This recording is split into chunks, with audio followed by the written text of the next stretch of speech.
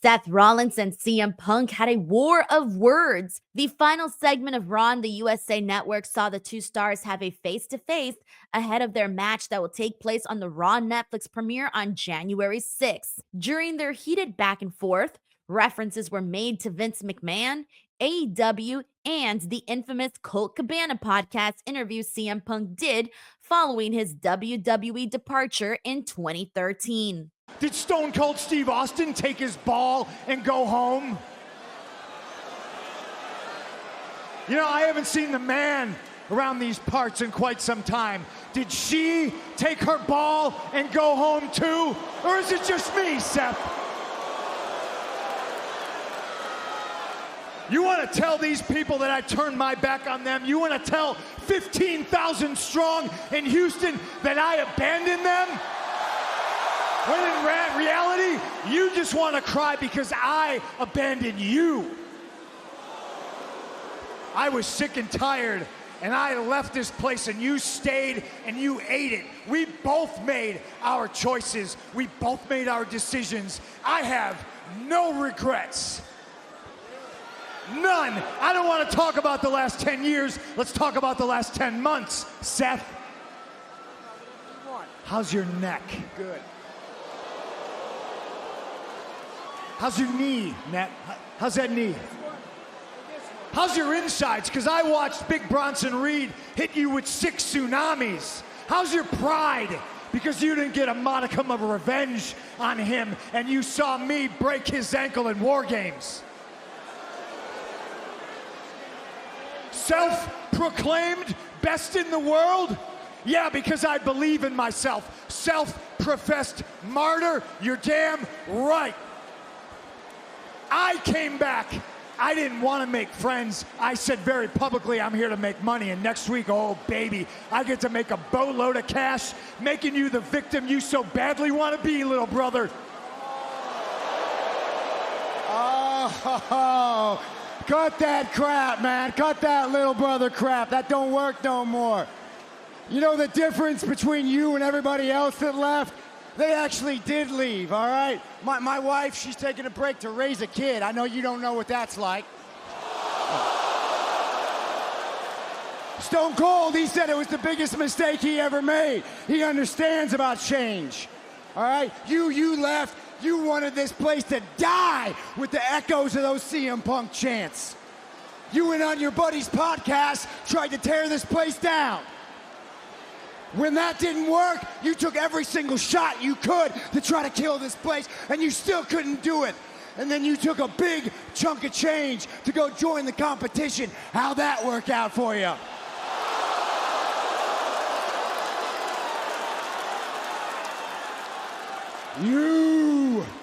You want to call me a martyr? Nah, man. I never felt bad about anything that I did. I never felt ashamed. I fought and I stayed because that's how revolutions are made.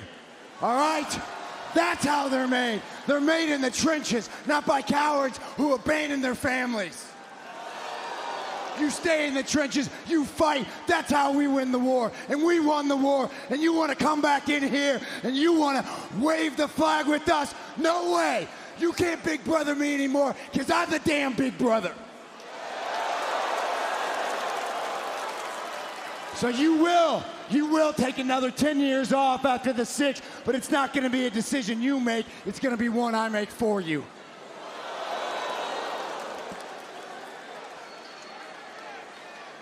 You can recognize the pioneers because of the arrows in their back. I was the first one through the wall and I got bloodied for it. You wouldn't be here if it wasn't for me. I loved the place I worked. I just hated the guy in charge, and he loved you. And in situations where you should have had my back, all you did was shoot arrows in it. And then I leave, and lo and behold, he shows his true colors, and he stabs Roman Reigns in the back. And now he's dressed like an idiot, trying to play victim in a situation that he created. Those arrows kill weak people. The greats, above all odds, find a way to march forward, and I left because I had to, and I got far enough away until those arrows couldn't reach me anymore, and after a few years, I started to be able to pull them out. And after a few more years, I pulled them all out. And I came back because for 7 years, they chanted, mostly during your television time, my name.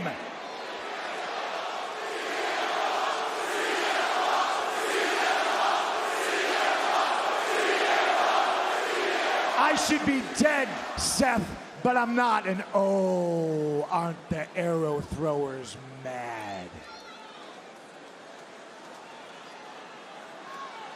Next week, those same arrows that were supposed to do me in, I carry to this day.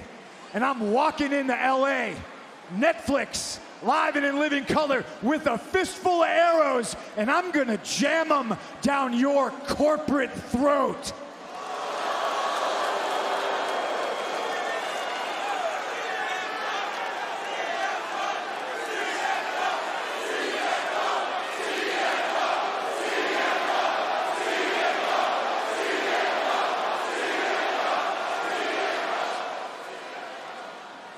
I've never said this to your face. Maybe once upon a time you were a pioneer. What you have become is a cancer. You are a cancer to that locker room. You are a cancer in my brain. You are a cancer to this business, and cancer does not cure itself. The only way to defeat it is to cut it out. So in 1 week, you bring your fistful of arrows. I'll bring my eyes of fire and my heart full of hate and rage, and I will burn you to the ground. The final moments of Raw on the USA Network and the way the show closed out was with both men having a stare down. Some more Raw news. Another match is set for next week's show. After Drew McIntyre attacked Jey Uso in the ring during the top of the show, GM Adam Pearce announced that Drew McIntyre versus Jey Uso has been made official for next week's Netflix premiere. Since returning to WWE on the December 2nd Raw, Drew McIntyre has focused his attacks on Roman Reigns' iteration of the Bloodline, including Uso, plus scoring victories over Sami Zayn at Saturday night's main event and on the December 16th Raw. Drew McIntyre versus Jey Uso is one of the 4 matches official for next week's episode, which also features the return of John Cena for the kickoff of his retirement tour, plus the expected debut of Penta El Zero Miedo, the tribal combat match between Roman Reigns versus Solo Sikoa, CM Punk versus Seth Rollins, Women's World Champion Liv Morgan defending against Rhea Ripley in a last woman standing match, Drew McIntyre versus Jey Uso, and more. Additionally, the finals to crown the first ever Women's Intercontinental Champion are now set. Lyra Valkyria and Dakota Kai advanced to the finals on Monday's Raw after both won their semifinal matches. They will meet in 2 weeks on the January 13th edition of Raw. First match in the semifinals saw Dakota Kai defeat Zoe Stark with a fireman's carry and Pele kick. In the second semifinal, Lyra Valkyria defeated Dakota Kai's damage control teammate Io Sky after countering a roll-up. Dakota Kai was the first to advance out of the first round, defeating Katana Chance and Shayna Baszler. Sky ended up replacing Kairi Sane, who was attacked backstage by the Pure Fusion Collective, putting her out of action. Io Sky would go on to defeat Alba Fire and Natalya to make it to the next round. Prior to Io Sky's match on Monday, Dakota Kai and Io Sky talked to one another backstage, hoping to meet each other in the finals of the tournament. The first ever Women's United States Champion was crowned at Saturday night's main event earlier this month, with Chelsea Green becoming the inaugural champion. And earlier in this video, we mentioned Penta El Zero Miedo is WWE bound. Another vignette aired on the show, hyping his impending arrival to the company on the January 6th premiere of Raw. Monday's vignette gave the clearest indication yet that the mystery Seto vignettes airing in recent weeks on WWE programming are for the former AEW Tag Team and Trios champion, as the video featured the signature design of Penta's mask. Penta was removed from AEW's roster page on their website earlier this month. Neither Penta nor his brother Rey Fenix has wrestled for AEW since July, with both believed to be on their way to WWE as soon as contractually able. Rey Fenix has missed significant time due to injury during his time with AEW and has reportedly had time added to his deal, delaying his arrival. As the Lucha Brothers, Penta and Phoenix were part of the AEW roster since the launch in 2019. And now into the In Case You Missed It section of our video, covering AEW's Worlds End. Tony Khan and other AEW stars spoke out following Worlds End. FTR, the returning Adam Copeland, and Tony Khan all took questions from the media following the show. Here are some of the most notable highlights. Kicking things off with Adam Copeland and FTR. Adam said he had been cleared for a while but talked to Tony Khan and decided to stay home in order to deal with the fallout from the hurricane in Asheville, North Carolina. He noted that his family had been brushing their teeth with bottled water for the last 3 months. He said that he was lucky to work somewhere where things like that could take priority. Adam said their plans are to go for the tag team and trios title, and also said he'd go after the current AEW World Champion Jon Moxley in a match that's ever been seen before, saying he wanted to have a gritty, grinding match akin to an old NWA World Heavyweight title bout. He said it would happen sooner than later. Talking about their friendship, Cash Wheeler said all three are legit best friends and communicate all the time. Adam said he enjoyed rehabbing his injury as he likes the challenge of proving he can come back from injuries like a broken leg. Dax Harwood said that the plan originally wasn't for Fight for the Fallen to be in Asheville, but Tony Khan came up with the idea to do Dynamite there and donate the money to charity. Moving on to Tony Khan's portion of the scrum. Someone asked if the Hammerstein Ballroom could be a holiday tradition moving forward. Tony Khan said he was very open to that idea and pushed the success of the shows that took place last week. Corey Lieb of this website asked about the negativity online and if AEW had a way to combat it going into 2025. Tony Khan responded by saying there were people who poked holes in the success of last year's All In, despite selling over 80,000 tickets at Wembley Stadium. He said that there were many favorable figures about AEW, including how AEW fans are loyal to the product, and he had learned things about the company through their recent media rights deal negotiations that he hadn't known. One person asked about the success of both World's End and WWE's house show in Orlando on the same night. Tony Khan said that was great for business, as it's great to have amazing support from the fans and shows how strong the wrestling scene is for the promotions to go head to head. Some highlights from World's End. For the first time since May, former AEW World Champion Kenny Omega made his return at the show to confront Continental Champion Kazuchika Okada. Okada had just defeated Will Ospreay in the Continental Classic tournament when Christopher Daniels came out to say he would usually present him with the title, but he was no longer an executive vice president. He then said, "But he is," and Omega's music hit. Kenny Omega brought the bout down to the ring and handed it to Okada, who raised it above his head. The two stared each other down before Omega eventually left. A good portion of the stare down was done with the All In Texas banner prominently in the background, perhaps a clue as where their eventual clash will take place.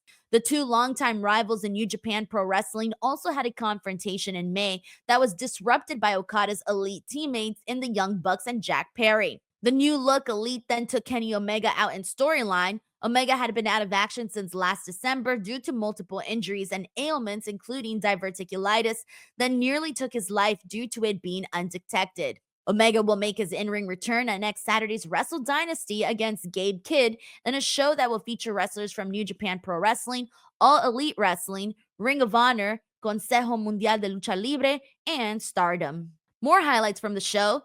Less than an hour after Kenny Omega made his return Saturday, former TNT champion Adam Copeland followed suit at AEW's World's End. After Jon Moxley's successful world title defense to close the show, Claudio Castagnoli and Wheeler Yuta were set to continue the attack on Jay White with a chair when FTR's music hit. They walked down the ramp, followed by a rated FTR logo appearing on the big screen, and then Adam Copeland himself. FTR took out Yuta and Castagnoli, leaving Adam Copeland to go face-to-face with Moxley. Adam hit a spear and broke off a piece of the chair, using it to crank a crossface on the champion before Castagnoli pulled Moxley out of the ring. A few seconds later, it was announced that Rated FTR will take on Moxley, Castagnoli, and Yuta this Wednesday as part of Fight for the Fallen edition of Dynamite, the first time ever that Adam Copeland and Moxley have shared the ring. Adam Copeland had to relinquish the TNT title after this past May's Double or Nothing when he fractured his tibia in a barbed wire cage match with Malachi Black, followed by surgery in July. A report came out in November that he was cleared for physicality, with him later saying he was ready to get back at it. And last but not least, also at World's End, the second ever Continental Classic came to an end, with Okada winning the entire tournament, retaining his Continental title in the final against Will Ospreay.